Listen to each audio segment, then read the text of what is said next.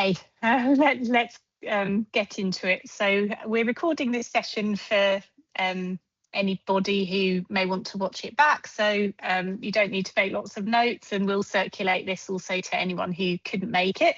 But thank you for joining this second webinar in our series. This is titled Finding Dementia Support in Bromley, You Are Not on Your Own. And we're lucky enough to be joined by some wonderful guest presenters from Bromley Well, the brand new Bromley Admiral Nurse Service, Woolfinch Home Care and Thackeray Williams. So it won't all be rainbow talking. If you weren't on for our first webinar a couple of weeks ago, we set up this series because in conversations with people that were looking to join the Rainbow Care Group clubs as members, we found a lot of kind of confusion out there on what support is available locally. You know, people may have just had a diagnosis in the family, not be really sure where to start, or they may have been caring for people for some time and still be struggling to navigate what's out there. So that's why we put this topic together of trying to clearly signpost where in Bromley and Orpington you might go to find some support for yourself as a carer and also your loved one that you're caring for.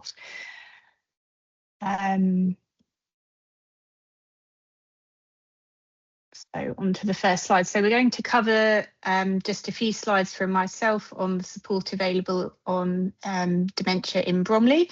And then we will welcome our guest speakers to explain a little about what each of their organisations do and how you might find help with them. So looking at some of the types of support available, it can be hard to get a complete picture, but there's lots of different types of organisations in Bromley that you can look to. So obviously a first port of call might be the GP or memory clinic, particularly in terms of seeking an initial diagnosis. And this can be important in terms of unlocking some of the other support services available. For some of those, they do require that you have a diagnosis in place. So it can be important to seek that diagnosis. Local dementia and carer support services. So there's Bromley Dementia Hub, Bromley Well, and the brand new Admiral Nurses Service, where you might find support for yourself and your loved one.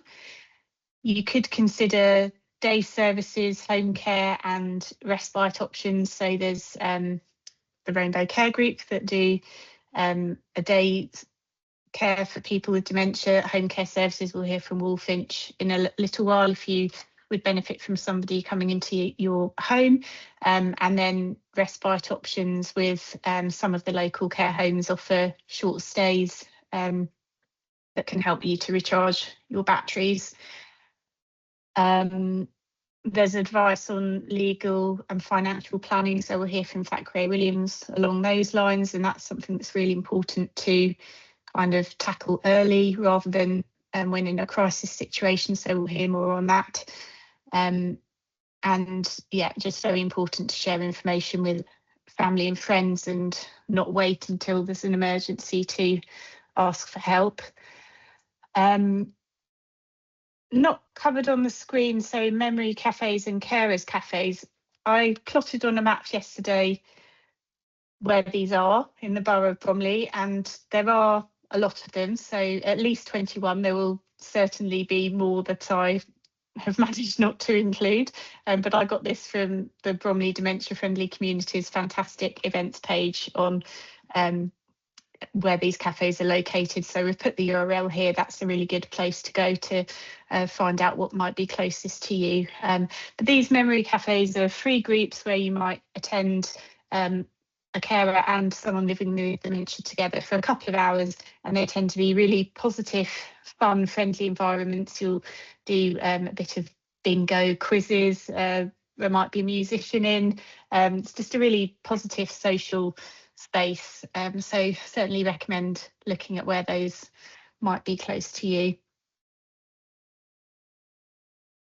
Bromley Dementia Support Hub weren't able to join the webinar tonight, but they gave us permission to share a slide. So that's a free of charge service for people based in Bromley, and they have a team of dementia advisors where you can access information on how you might get access to benefits, social groups, activities. Their contact information is on the side here, should that be useful. It's a partnership between a few organisations, Oxley's, Age UK, Mind, and they do offer a memory cafe, as we were just talking about, both face-to-face and online versions. I believe the face-to-face one is at capacity at the moment, but you can email to see if they have space, and they have the online one. And they also offer training courses on, living with dementia and how to care for somebody with dementia. So they are a good resource. And I think that's it for me on my slides. Our first speaker, I'm really delighted to introduce Nicola Fishman, who's Community Engagement Officer at Bromley Well, and she's going to talk you through what the Bromley Well service is and how it helps people within Bromley to live healthily and happily. Thank you, Nikki. Oh, thank you, Katie. Yes, I'm first of all, I'm Bromley Well, and I'll explain very, very briefly what it is, because it's a bigger offer than supporting people with dementia. But just quickly to say, I come with different hats on.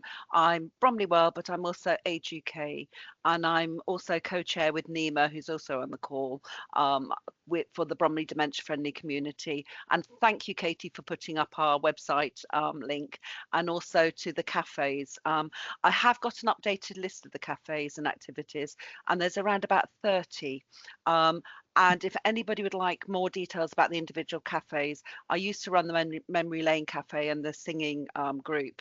And also I have quite a lot of connections with a lot of the new cafes because we helped set them up. And I used to work for the Bromley Dementia Hub. So I've got some detailed information for the questions at the end, and I've got other places where I can signpost, but I'll let all the other speakers speak first, and then we'll sort of double back. But what I'm just going to tell you now is just the services of Bromley Well, because I'm hoping that people have heard of Bromley Well, because it actually is a free service if you are a Bromley resident. To access all these free services, you just need to be a Bromley resident. It is joint working. If I could have the next slide, please, Katie. It's joint working between these 4 very large charities. So Bromley and Greenwich Age UK, Citizens Advice Bromley, Bromley MenCap, and South East London Mind. So there are no offices that you can actually go to go to Bromley Well. So if you want to, you can't rock up anywhere to go. So it's just an umbrella word called Bromley Well. But with very deep partnership. It's been going since 2017. So we work very well as a charity all together, and we have our separate systems. So you literally just contact Bromley Well, and then behind the scenes, we will make sure you get the right support, because we're in very close contact with each other. We have our own operating systems behind the scenes. Next slide, please, Katie. I'm not used to having this lovely sort of like a secretary. I don't know. Next time I'll have to have something. I'm used to just clicking my own. So it's lovely, Katie. Thank you. So what do we actually do? As I say, we work together to make sure that the people in Bromley remain well. So we're not an emergency support. We are open Monday to Saturday, 9 to 5. Most of the staff are not medically trained. There are some of us who have got sort of medical backgrounds, but it's very much community support and peer-to-peer support that we offer. And it's really to keep people to remain independent, and it really is our mission to keep the residents of Bromley well. So we do what it says on the tin. Next, please, Katie. It is a very complex service. It's a bit like an iceberg. I am just going to show you the tip of Bromley Well today, but behind the scenes, we have all the the staff from all these different organisations working together. We also have over up to sometimes 400 volunteers helping and supporting this very big health and wellbeing contract. It's a commission service, which means that your council tax pay for this service because it's funded by the NHS South East London Commissioning Group and Bromley Council. So this slide just briefly shows you some of the services that are available, and we have the experts really doing what they're good at. So you have Citizens Advice Bromley will help you with the any information, legal advice and guidance, and they are the people who actually answer the phone when you ring into Bromley Well, and you don't have to worry. You just have to say, I just think I need a bit of help with X, Y, and Z, and then they will sort it out and they will make sure that you are in contact with the right team. Bromley Men CAP look after, as it says, really employment, education, learning disabilities, and also mutual carers. So that's if when in a family and in one household, you might have a son and a mother, both who may have individual needs and care for each other. And they also look after the young carers in the borough. So that's from age 4 and above. And again, if we're looking after people, obviously we're all here because we care passionately about supporting people who are affected by dementia. So do not forget that in your families, you may have a young carer. You know, it may be a son, a daughter, a grandchild. So somebody in your family may actually be a young carer going up to the age of sort of 19, and they may need additional support. And we have a fantastic team at Bromley Men CAP who do some really fun things for young carers. They get involved with Jamie Oliver Cooking School. They have pet clubs. Even if you haven't got a pet, you can bring a fluffy toy. The children have devised their own app. So it's an amazing service, so please make use of it. And there is also Age UK. We actually, in the Bromley Well contract, we look after people who are aged 18 and above. So not just older people. And we also look after all the adult carers in the borough. So we have a team who, again, are dedicated, looking after, have a lot of knowledge now about looking after carers in Bromley. And on our events page, which Katie, thank you very much for shouting out, we have so many offers that really I cannot even go through them. I think at one time it was like 70 groups a meeting per month. So there's a lot of different groups that are going on there. And we also look after people with long-term health conditions. So, next slide, please. Katie, thank you. So as I say, we make it as easy to contact us. You can refer yourself. You just have to be a Bromley resident. You can phone. We say to professionals not to use that number. And if you go into the website, it will show very clearly how you can refer if you prefer to email. And again, it's worth signing up. Our website is kept up to date. So it has a lot of useful information so that if you're in a crisis, sadly at the weekend, or it's always typically on a bank holiday, there are phone numbers within Bromley that you can contact for that immediate help and for that urgent help. So please look, there are forms to download as well for information and help. So you may not need it now, but if in doubt, just bear in mind, there is this big offer that's free for you to use for your families and friends and your neighbours called Bromley Well. And I do, if you're obviously caring for somebody living with dementia, I do suggest that you sign up for the Adult Carers newsletter from the website. It's very, very informative and it gives you a lot of extra support and help with that. Katie, please, next one, I think. And it's just really just to show the size. So the impact, we have helped already 20% of the adult population in Bromley, and we have helped people with more than 1.5 issues. So you can keep ringing up. You might be worried about something one month, something else the next month. So again, it's a very big offer. And the figures are there for that. Katie, if you wouldn't mind the next one.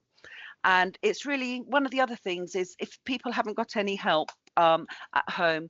We do have a whole service that gets people out of hospitals. We have what we call care navigators based in the Prue Hospital and at Orpington, making sure that people can get home safely. So if you're worried about getting home from hospital and you need somebody to maybe make sure that you've got the food, heating, the lights are working, etc. We have volunteers who also do that. So it's called the Hospital Discharge Team. And we have a 6-week program afterwards to help people if perhaps people have fallen. So again, we put in key safes for vulnerable people coming out of hospital. And that's about 500 key safes every year. And this telephone number, which we keep free for Bromley residents, takes over 200 calls a day. And then you've got all the staff, of which, as you say, it's a very large offer from the 4 charities. And you've got all our lovely volunteers who are also making phone calls, sending emails. So there is a lot of support. So please just call that number if ever you're struggling and you can't get help anywhere else. If we can't help you as a Bromley World group, we will know who else we can sort of signpost you to. So as I say, I'll come back and fill in any gaps afterwards with additional information. But one of the other services which we're really proud of is the form filling. So if people are struggling with filling in their forms and have no family to support them, we do have a very small but very dedicated and very experienced team based at Age UK under Bromley Well contract. And we have already saved over £4.75 million in benefits. And that's a sort of funding that we tend to do. They do very large amounts of money they save every year for our Bromley residents who would not get it. And the good thing is it means that they're also spending it on themselves, but also they're spending it in the local area. So it's good for us all. So in a nutshell, just want to put on the radar, Bromley Well is there to help you. You pay for it, so please make use of it. Thank you.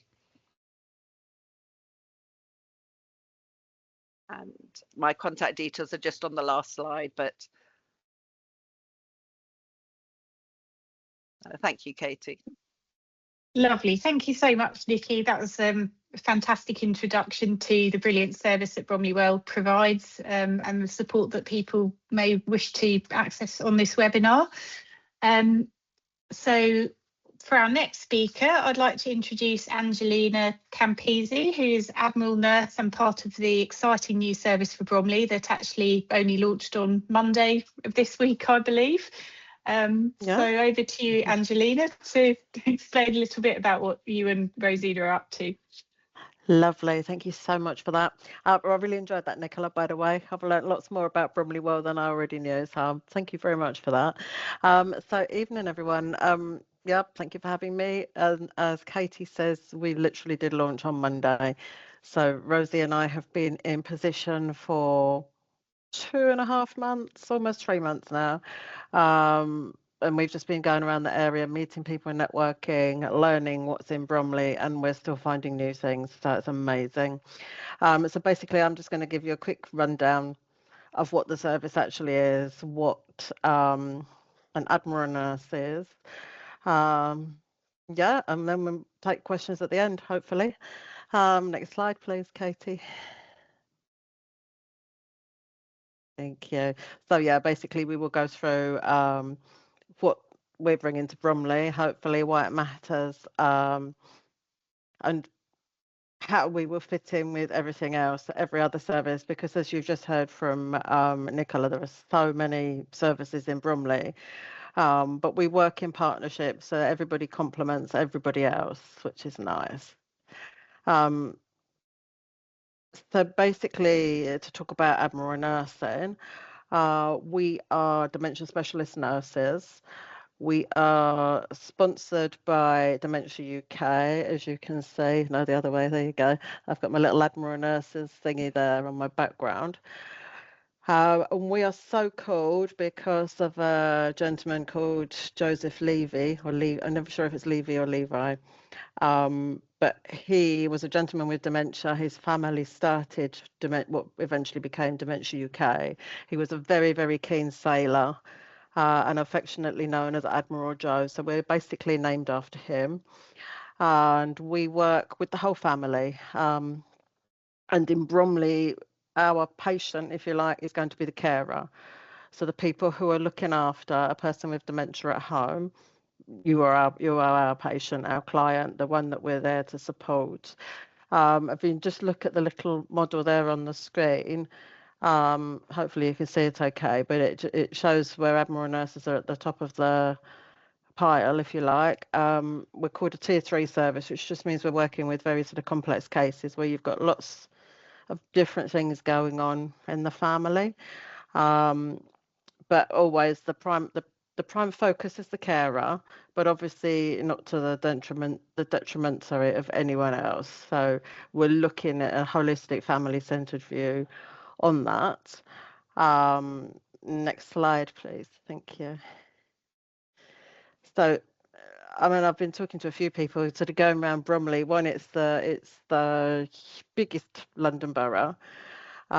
Two, it's one of the older populations in London as well. And so there's only going to be an increase in dementia, I think. There is anyway, generally in the general population, but in Bromley, particularly where we're based, I think this is probably the time that our service is needed. There's a high emotional burden on carers, as it says there. And often the carers are the unseen ones that they are managing on their own, but it's actually extremely stressful for them. And that then puts pressure everywhere. The community mental health teams, the palliative services, GPs, you get a lot of people who will have unplanned admissions into hospital because the whole family is not coping. So hopefully that's where we come in to support the carer, and by doing so support everybody. So in Bromley, we are hosted by Oxley's, as I've also got behind me here. It's really funny when you're trying to do that, isn't it? So we are sponsored by Dementia UK, and we're funded by Dementia UK. Our host organisation, as is known, is Oxley's NHS Foundation Trust. We are based at Bridgeways in Bromley, and we are part of the community mental health team. But we're working very closely, rather than being in the team, we're kind of working with the team, and we're part of the memory service there as well. So we're just working very, very closely together. And as it says there, we literally have just launched. Obviously, we're still working out what all our teething problems are with various computer systems, as what we're having this week, the computer problems. But although we're our own little service, we're not a standalone. We're part of the wider what we've started referring to as the Bromley dementia ecosystem. That we're part of. We're a small part of a really big thing that's going on in Bromley, I think. So basically, the services that we're offering, we are assessing the carers. We're looking at the emotional burden and trying to put in that emotional and psychological support. As dementia specialists, hopefully, and we won't claim to have all of the answers, but certainly if we don't know them straight away, we can find out and we know where to get them from. But there's so many different behaviours and communication issues and things with dementia that sometimes people just don't know how to handle. And that's where we come in as well, with a sort of maybe slightly educational role. So hopefully dementia is a challenge. It's a challenge for all of us. And I think hopefully we can come in and help ease that challenge a little bit, ease the burden and make it slightly easier for carers. And ultimately easier for everybody. Next slide, please. So I've left this one in because I sort of tweaked our slides were put together for sort of presentation to some of the other services, the statutory services. I've left this one in just so that you can see how you get into the service. So at the moment, we've only launched to the community mental health team and the memory service. but we will then be launching bit by bit all the way around Bromley. But the criteria is the person has a diagnosis, or they're part of that, they're being seen by the memory service with a view to diagnose. Registered with the Bromley GP, and obviously there's complexities involved. The family's struggling to come to terms with the diagnosis, or they're struggling to work out how to deal with certain behaviours that might be becoming apparent, and that there's a high risk that carer is just going to be under so much stress that you know, they would have a breakdown. And you feel bad enough as a carer trying to look after your loved one. You don't really want to try and add to that guilt if we can help it. So we will be there to help you, hopefully not reach that position. Now, so my next slide is just looking at the different levels of intervention that we might provide. And as I said, it's very early days, so we might this might change as things go along. But you're going from sort of somebody maybe coming in with a very high level of need. So they're going to need a lot of contact. And as it says, a significant sort of amount of liaison with other services. And as I said as well, there are lots. And then I'm putting together a spider chart, but I think actually it should be a Venn diagram, because all the services were all interlinked really nicely. Then that sort of step down from high level of need, we're looking at maintaining, and so we're still keeping contact with the carer. We're making sure that everything's okay and they're not feeling on their own, but they're kind of getting ready to step down or step away from the service a little.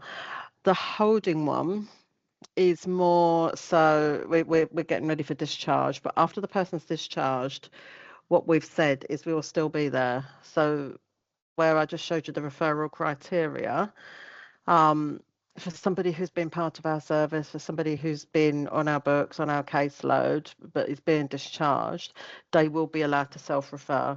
So they can just drop us an email, phone us up and say, I'm not coping, it's all going a bit wrong again, please help. And we will take them straight into our caseloads as a self-referral. So yeah, pretty much that's it at the moment. We're just getting to grips with everything. We're still learning Bromley. We're still working out how things work in the whole area and getting to know some really amazing people. Today I was at one of those cafés that Katie gave you a list of at the beginning, at venue 1028 in Beckenham. Absolutely amazing, wonderful place. We had great fun. Well, I did. Our contact details are there on the last slide, and obviously I'm sure slides are going to be sent out for people anyway. So yeah, then we'll just leave it for any questions at the end of the thing. Thank you very much for listening. Thank you so much, Angeline. I think everyone's really excited about this new service, and we're looking forward to seeing how it's undoubtedly going to help lots of people in Bromley. Yeah, so thank you very much. And I did just pop in the chat there. I forgot to say at the beginning, but if you're thinking of questions as we go through, please just type them in the chat, and then we will get to them at the end. So next up we have Claire Phillips, who's Business Development Manager at Wolfinch Home Care Bromley in Sevenoaks. So thank you very much, Claire, and she's going to explain a little bit about their tailored care approach and some of their options that you might want to consider. Thank you, Katie, and thanks so much for having us. We're really pleased to be part of this presentation. I do apologise, there might be the odd appearance by a cat on the screen, so please just ignore that. So yeah, like I said, thank you so much for having us. We are a home care company based in Bromley. We cover Bromley, Sevenoaks and Dulwich, also Croydon. So today I'm going to look at how home care, also known as domiciliary care, can be a really supportive option if you are living with someone with dementia or have dementia yourself and are considering your options. So yeah, there's about, I do apologise. 1 million people in the UK living with dementia, which equates to about 1 in 14 people over the age of 65. So it's prevalent, as Angelina said, it's growing. People are living longer. The borough of Bromley has an older population. So it's really important that these services are available, and also that people are having these conversations early, before it reaches a stage where it becomes an emergency. It's important to have these conversations with families now rather than holding off and waiting until it's needed. So yeah, if we move on to slide 2, please, Katie. Thank you. So we're going to look at why, for some people, it's important to stay at home if you're living with dementia. So familiar rooms can reduce confusion and anxiety, and being in a familiar space does help people with dementia feel like they're more comfortable. And unfamiliar environments can be really disorientating. So staying in known rooms can significantly reduce anxiety. Daily routines, again, really helpful for someone living with dementia to have a routine and maintain regular routines can give structure. It also helps with predictability. This helps people feel more secure and independent and can really reduce stress or agitation. Being surrounded by personal belongings in your own home, personal items like photos, keepsakes, favourite furniture can provide cues that reinforce memory and personal identity. So these familiar objects can really spark recognition and positive memories. And environmental changes can worsen confusion and distress for somebody living with dementia. So research shows that sudden changes, such as hospital stays, for instance, can increase confusion, disorientation, and emotional distress. So it's important that we try to minimise these disruptions in an environment that is crucial for their well-being. Domiciliary home care, so home care can play a really important part in keeping people healthy and safe within their own home. So home care can support regular eating and drinking, which helps people reduce the risk of dehydration, which leads to urinary tract infections. Many people, especially those with dementia, may forget to eat or drink without reminders and assistance. Home care can also help with mobility and preventing falls. Carers can support people to move safely around their home, which reduces the risks of tripping or losing balance.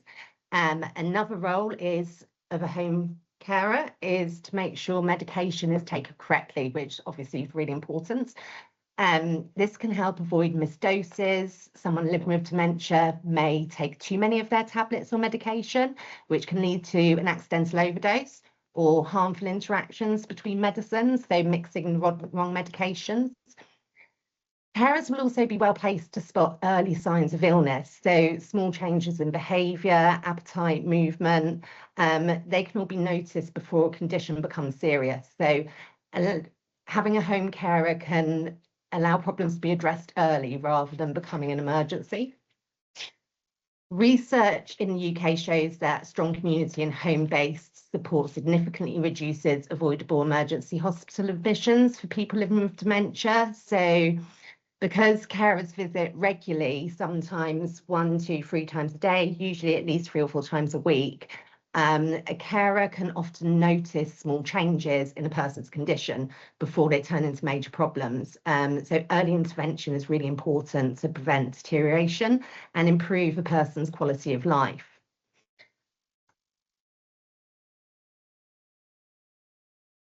Thank you, Katie. So there's the well-known saying, obviously, you can't pour from an empty cup. Admiral nurses being back in the borough is obviously super helpful in supporting carers. It's really important that a carer is looking after themselves.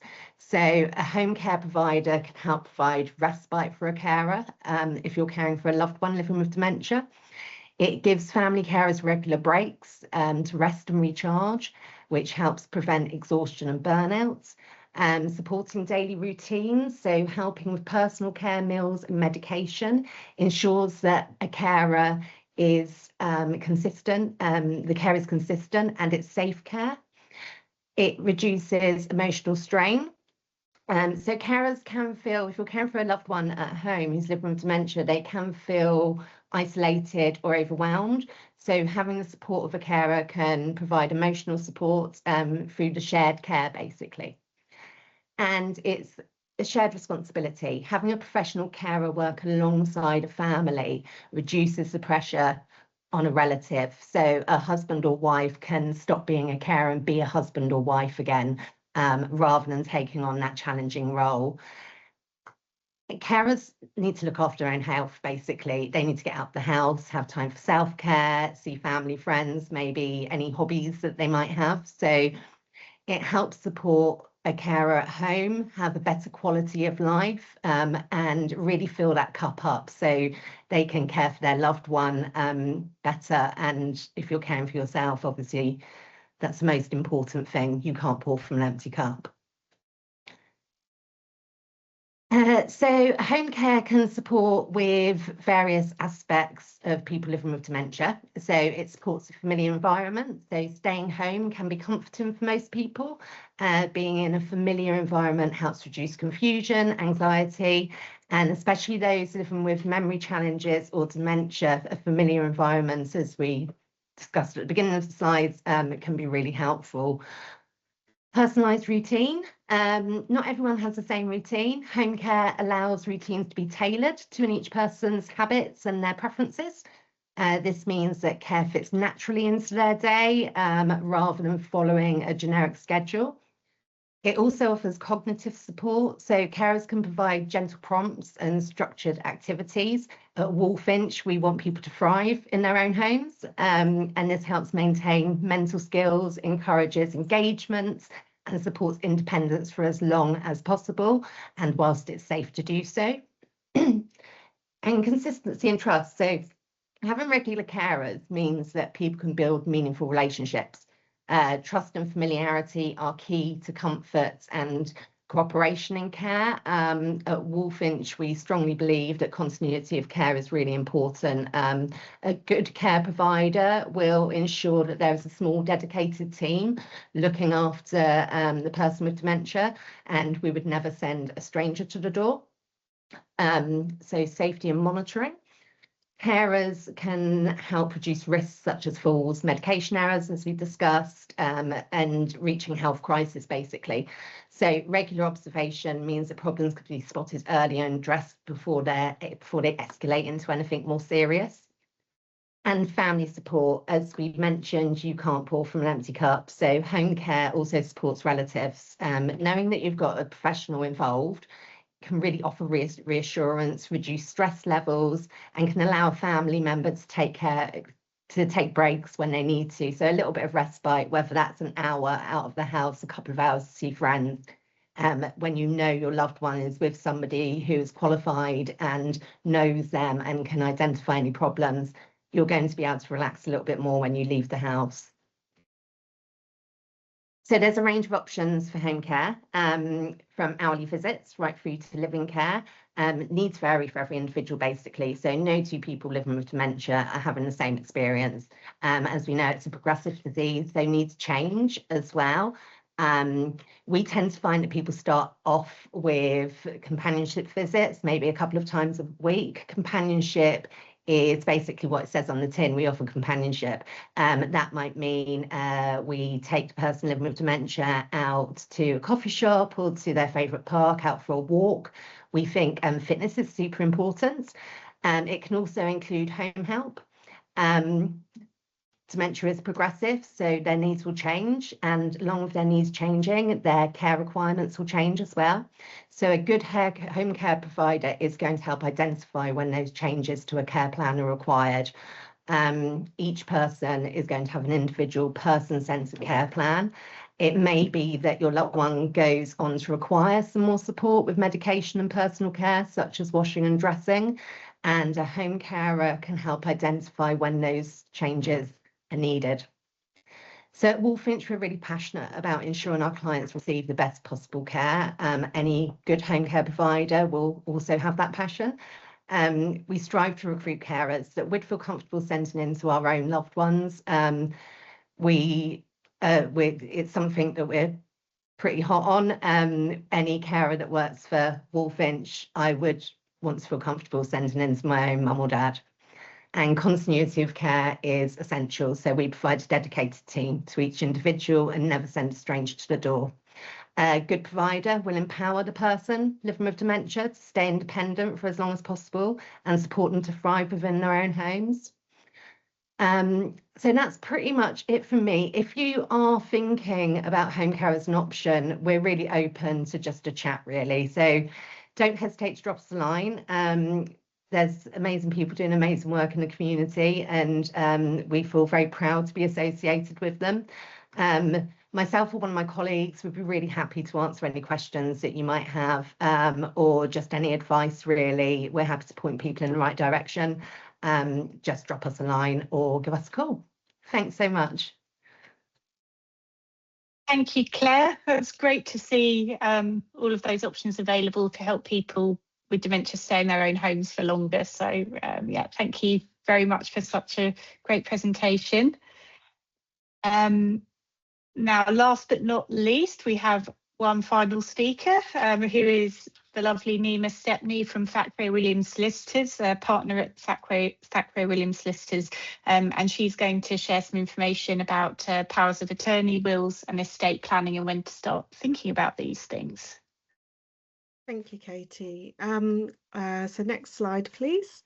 Who are we? So we're a well-established firm in Bromley, and we also have offices in Sevenoaks, West Wickham and Central London. We're a full-service law firm, and we offer advice on various areas of the law. Next slide. This is me. So I qualified as a solicitor in 2010, and I'm also a trust and estate practitioner. I'm also a member of the Association of Lifetime Lawyers, which specialises in advising older and vulnerable clients. I look after a lot of older and vulnerable clients, and also I'm co-chair for the Bromley Dementia Friendly Community with Nikki. Next slide, please. So I'm going to very briefly go through lasting powers of attorney and deputyship.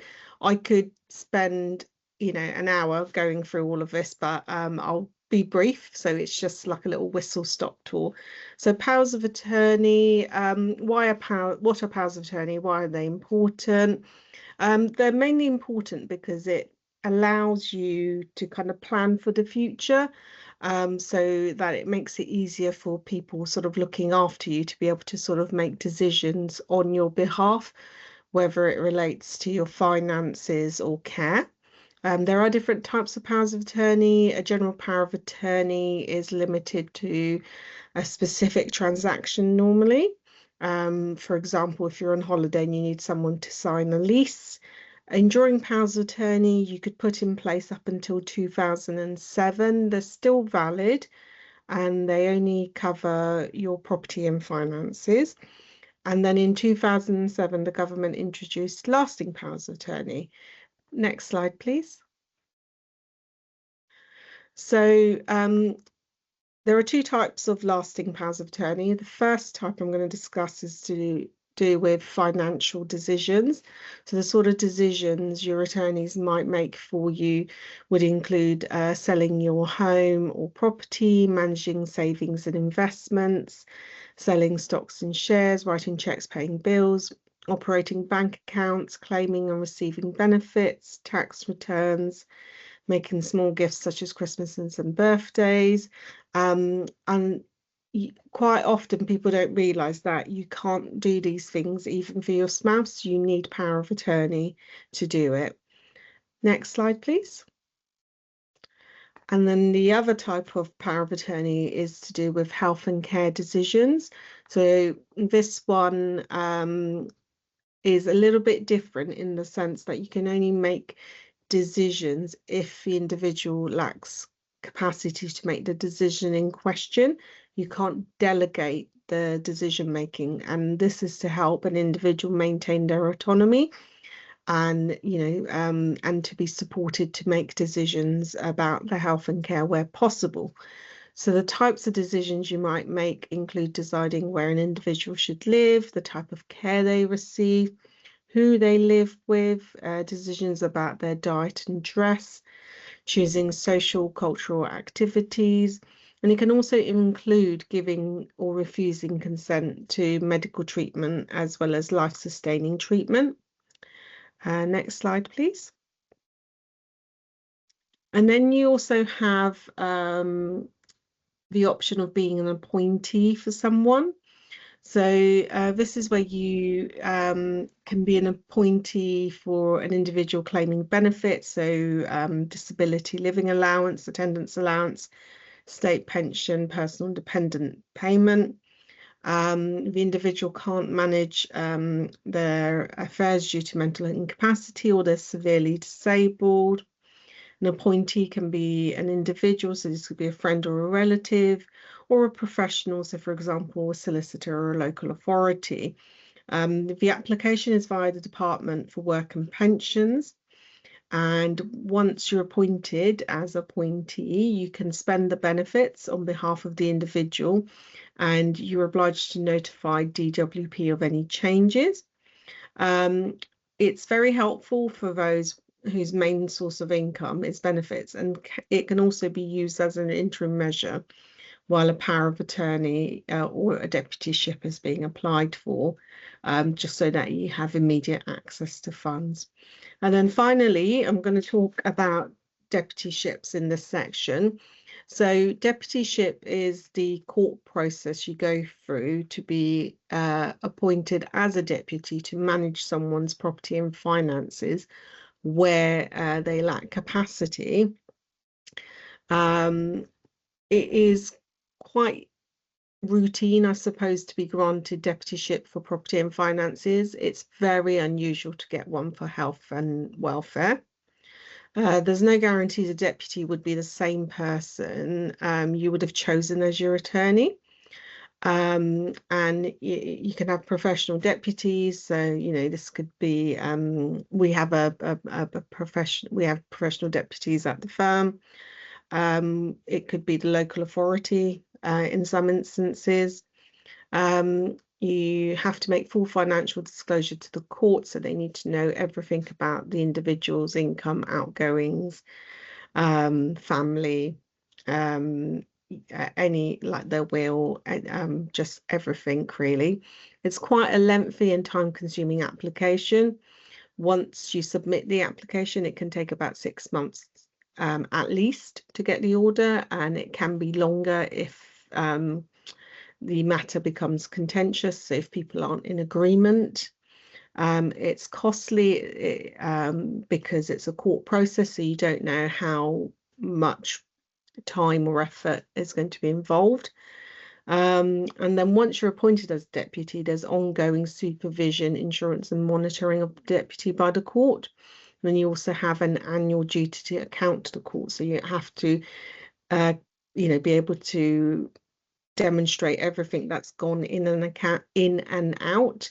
So it is quite onerous. So I think the thing to do is when you're able, is to think about powers of attorney and put them in place, because it will make things a lot easier for those looking after you should your condition worsen. Okay, and then I'm going to talk a bit about wills. So again, very briefly. So why would you write a will? So it will help you decide who inherits from your estate, and you can decide who administers your estate. So normally you would know them as your executors, and you can also make an expression of wish about funeral arrangements or appointing guardian for young children. You can also make provision for your children under the will, whether you leave funds to them outright or in trust. It avoids intestacy laws, which may not be actually what you would have wanted. So the intestacy rules apply where you haven't written a will. And you can also provide for an unmarried partner who wouldn't necessarily have automatic rights. And a carefully drafted will can reduce your inheritance tax liability. You can also preserve assets from care fees, if you put in place certain trusts in your will, which can be quite a useful way to kind of create a little wrapper around part of your estate so that there's some inheritance to pass on to your ultimate beneficiaries, who are usually your children, but the funds in the trust can, you know, potentially still be used to look after the surviving spouse. So it's fairly flexible. Next slide, please. So key things you would include in your will. So burial wishes, appointment of executors. So you would have no more than 4. They have to be adults over the age of 18. You can also have professional executors. So for example, a solicitor or an accountant. You can nominate guardians for minor children. You can make specific gifts of cash or property, and then specify the distribution of your estate after the payment of debts, inheritance tax if it's applicable, and funeral expenses. So different types of wills. So you know, we have sort of what we call standard wills. So quite often they're called mirror wills as well for a couple. So what that means is you kind of leave your estate to each other and then to your children. So it's fairly simple in that sense. Wills for clients on a second marriage, different children by the first marriage, so this gets a little bit more complicated. So this is where and then the same with like trying to protect an estate from future care fees. With those sort of with those 2 examples, we quite often put in place flexible life interest trusts, which you know, as I said earlier, you can kind of preserve part of the estate from a care fee point of view, but also it allows you to control the ultimate destination of your estate. So for example, you know, if you're worried about your spouse remarrying, they haven't got access to the underlying capital, so it means that it always ends up with who you wanted to inherit, which quite often would be the children. If you have business, you know, you can draft a will to make sure you bank the tax relief on business assets. Wills for the benefit of vulnerable beneficiaries or beneficiaries receiving means tested benefits. So again, a different type of trust. These are called, you can have a vulnerable beneficiaries trust or a discretionary trust, and again, that has the benefit of not being taken into account when it comes to means tested benefits. And the thing with means tested benefits is quite often it's a gateway to other support and services. So if somebody is left their parents' estate, for example, outright, it, you know, can potentially mean that they're no longer entitled to these benefits and then lose a certain support system that they might have in place. Wills for unmarried couples, so these quite often again include trusts, because if you're married, for inheritance tax purposes, you qualify for spouse exemption. So there's no inheritance tax if you leave your estate to your spouse, but for unmarried couples, you only have your inheritance tax allowances. So we quite often would include trusts so that we can kind of try to maximize the inheritance tax allowances. And then the final one is to make use of additional nil rate band allowances for clients whose spouses have passed away previously. So quite often, you know, unfortunately, you know, somebody may have been widowed more than once, but you can only kind of claim the nil rate band of sort of one deceased spouse, but it may, if you've been widowed twice, you can, again, another trust you can put in place in your will to potentially bank the additional nil rate band. So, and that can be quite valuable, especially with the fact that pensions are being brought into account for inheritance tax purposes. Okay, next slide, please. Just finally, consequences of dying without a will. So a couple of examples so you can see the intestacy rules in action. So Bob dies without writing a will, leaving a wife and no children. His parents and siblings are still alive. His wife receives his entire estate. And then in the second example, Bob leaves a wife and children. His parents and siblings are alive. His wife receives the first slice, which is 322,000. She receives all of his personal items, and then she gets half the remainder, and then the children receive the rest. So, I mean, if you think about, the value of most homes in the Bromley area, you're not going to be wanting to share ownership with your children. So it's not an idea. It's a pretty random way the intestacy rules carve up the estate. So I think if you can put in place a will, because it will make things easier for your family when you pass. Okay, and then next slide, please. And just finally, other things we also advise on, so probate services, administration of estates, severance documents over jointly owned property, including registering the same at the land registry. Deeds of variation, tax claims. So deed of variation is where you vary either the intestacy rules or vary the will within 2 years of someone passing, if the provisions in the will or intestacy are not appropriate for whatever reason. You can't vary all wills, but sometimes you can. If there's a trust in place, you might do something different. Declarations of trust over property. So this is where there's perhaps a co-ownership arrangement and people have contributed differently. So, for example, we're quite often seeing multi-generational living where, parents and children live together, or you have the granny annex and people are putting money in. So it's quite important to document this. Deeds of gifts, so gifts from, maybe parents to children, or loan agreements.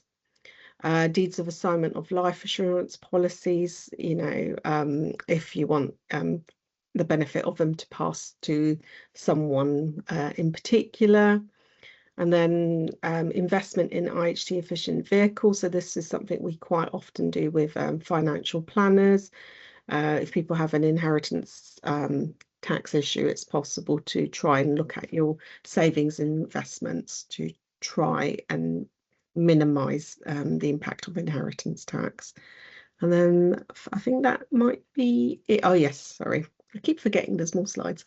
So when should you seek professional advice? So where you have assets or connections to a foreign country, if there's been marriage, divorce or remarriage, older and vulnerable beneficiaries, the value of your estate is over £325,000, which is the inheritance tax threshold, and also prior to carrying out any lifetime tax planning, because it's better to take advice before you do anything with your assets, just to make sure there are no unintended consequences.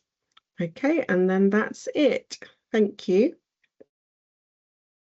Thank you so much, Nima. That was so informative. I'm definitely going to go back myself to advise my parents by passing on your advice. So thank you very much.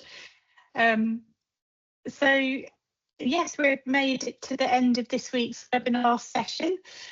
We do have 2 further webinars coming up in the series, which are shown on screen there. I'll send out details of those, as well as a link to the recording from today and today's slides. If between now and the next session you do have a loved one that you would like to have a free taster day at the Rainbow Care Group Day Club for people with dementia, do get in touch with me and we can get that set up. But over to the questions. Do type in the chat if you have anything that you've thought of. We have one question here, which Angelina, I think may be best for you as a nurse. Richard asks, how can I get my wife's medication changed to something better? Yeah, I did see that question come up actually earlier on. Obviously, without the full information, it's hard to say exactly, but the first port of call would normally need to be your GP. You can request a review of medication from your GP. If they've got a pharmacist attached, even better, because pharmacists are by far the best people to ask about medication.